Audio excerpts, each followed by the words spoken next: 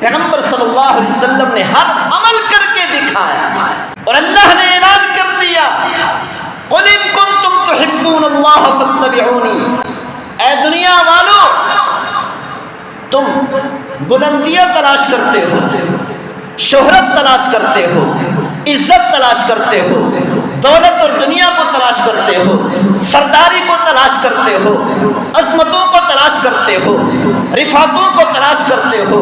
بلندیوں کو تلاش کرتے ہو، بادشاہت کو تلاش کرتے ہو۔ اللہ نے فرما دیا قرآن میں، اللہ نے فرمایا عزت کو بھی میں نے بنایا ہے، سرداری بھی میں عطا کرتا ہوں، بادشاہت بھی میں عطا کرتا ہوں، دولت بھی میں عطا کرتا ہوں۔ یاد رکھنا،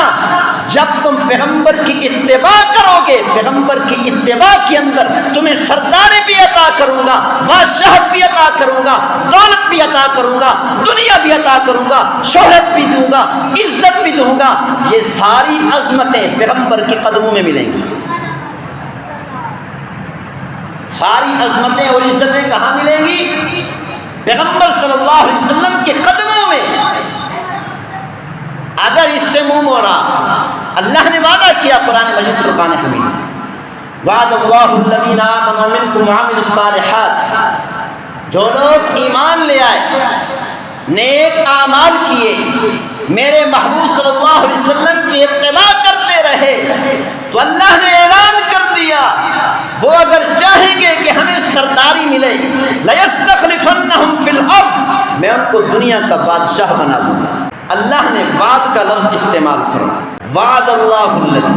وعدہ کا لفظ اللہ نے فرمایا میں پروردگار کا وعدہ ہے، تم میرے محبوب کی اتباع کر کے دیکھو، پھر دیکھو کیسے تمہیں سرداری عطا کرتا ہوں، کتنا تمہیں عزتیں دیتا ہوں۔ عزت ملے گی نبی کے قدموں میں، رفعتیں ملیں گی نبی کے قدموں میں، بادشاہت ملے گی نبی کی اتباع میں،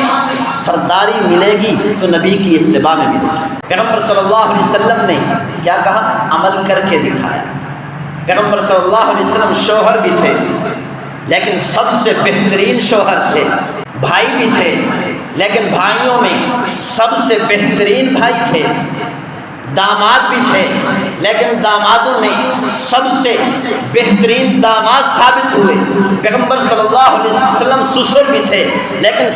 سسر کے اندر سب سے بہترین سسر ثابت ہوئے۔ باپ بھی تھے، لیکن والدین کے اندر سب سے بہترین باپ ثابت ہوئے۔ پیغمبر صلی اللہ علیہ وسلم نے فرمایا ہر عمل کر کے دکھا کے جا رہا ہوں، اے میری اتباع کرنے والوں اسی طرح عمل کرتے رہنا، دنیا میں بھی کامیاب ہو جاؤ گے، آخرت میں بھی کامیاب ہو جاؤ گے۔ دنیا کے اندر بہت سے لوگ آئے جو مقصد لے کر آئے، جو اپنا مقصد پورا کرنا چاہتے تھے۔ موت آئی تو لوگوں نے کہا بہت اچھا عالم تھا، دین کی بڑی خدمت کی، اگر یہ زندہ رہتا تو دین کی اور زیادہ خدمت کرتا۔ بادشاہ آیا، بڑی فتوحات حاصل کی، بڑے بڑے ملک فتح کیے، لیکن جب موت آئی لوگوں نے کہا مقصد اس کا پورا نہیں ہو سکا، اگر یہ زندہ رہتا تو اور ملک فتح کرتا اور فتوحات حاصل کرتا۔ بہت بڑے پیر تھے، مرشد تھے، بڑی دین کی خدمت کی، ہزاروں کی تعداد میں لوگ مرید تھے، اللہ والے تھے، اللہ کا ذکر کیا کرتے تھے، اللہ اللہ کیا کرتے تھے، اللہ کے ذکر کو دنیا میں بلند کیا، دنیا میں پھیلایا۔ جب موت آئی لوگوں نے کہا یہ بڑے اللہ والے تھے، اگر اور زندہ رہتے تو مزید دنیا میں پھیلاتے اللہ کے ذکر کو۔ یعنی مقصد پورا نہ کر سکے۔ دنیا میں بڑے بڑے بادشاہ آئے، جب موت آئی تو لوگوں نے یہی کہا مقصد اس کا پورا نہیں ہوا، اگر یہ مزید زندہ رہتا تو مزید فتوحات حاصل کرتا، مزید ممالک حاصل کرتا، مزید دولت حاصل کرتا۔ لیکن جب پیغمبر صلی اللہ علیہ وسلم کی باری آئی، پیغمبر صلی اللہ علیہ وسلم نے زندگی گزاری۔ حجۃ الوداع کے موقع پر پیغمبر صلی اللہ علیہ وسلم نے کیا فرمایا؟ او میرے صحابہ، کیا میں نے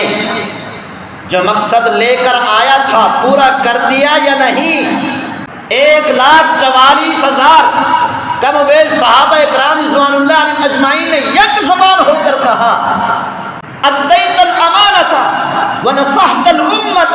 اے میرے محبوب صلی اللہ علیہ وسلم، اے اللہ کے رسول، آپ نے امانت مکمل پہنچا دی، آپ نے پوری امت کو نصیحت کر دی، جو مقصد لے کر آئے تھے وہ پورا مقصد پورا کر دیا۔ پھر کہا اے میرے پروردگار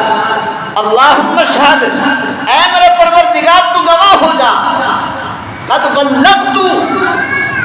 پیغمبر صلی اللہ علیہ وسلم نے حجۃ الوداع کے موقع پر عرفات کے میدان میں 1,44,000 قوم پیش صحابہ اکرام رضوان اللہ علیہم اجمعین کے سامنے پیغمبر صلی اللہ علیہ وسلم نے فرمایا اے میرے پروردگار تو گواہ ہو جا، میرے صحابہ بھی گواہ ہیں، جو مقصد لے کر آیا تھا پورا کر کے دکھایا۔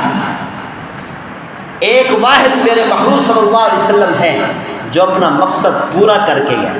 تو اللہ تعالیٰ نے اس پر آیت مبارکہ اتار دی، الیوم اکملت لکم دینکم واتممت علیکم نعمتی۔ اللہ تعالیٰ نے قیامت تک آنے والے لوگوں کے لیے اعلان فرما دیا، آج کے دن جو میں محبوب کو مقصد میں نے دیا تھا اس مقصد کو آج کے دن میرے محبوب نے پورا کر دیا۔ دنیا میں کوئی انسان اپنا مقصد پورا نہ کر سکا، صرف محبوب صلی اللہ علیہ وسلم ہی ایسی ہستی ہیں جنہوں نے اپنا مقصد پورا کر کے دکھا۔ پیغمبر صلی اللہ علیہ وسلم کی مکمل زندگی محفوظ ہے، ساری زندگی محفوظ ہے۔ پہلے اور بھی انبیاء علیہ السلام تشریف لائے، حضرت آدم علیہ السلام آئے، نوح علیہ السلام آئے، ابراہیم علیہ السلام آئے، حضرت موسیٰ علیہ السلام، سیدنا عیسیٰ علیہ السلام، برگزیدہ پیغمبر آئے، لیکن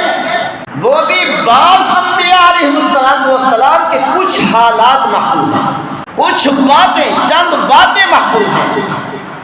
لیکن میرے محبوب صلی اللہ علیہ وسلم کی مکمل زندگی کامل اور اکمل طریقے سے آج تک محفوظ ہے اور قیامت تک محفوظ ہے۔ صحابہ اکرام رضوان اللہ علیہم اجمعین نے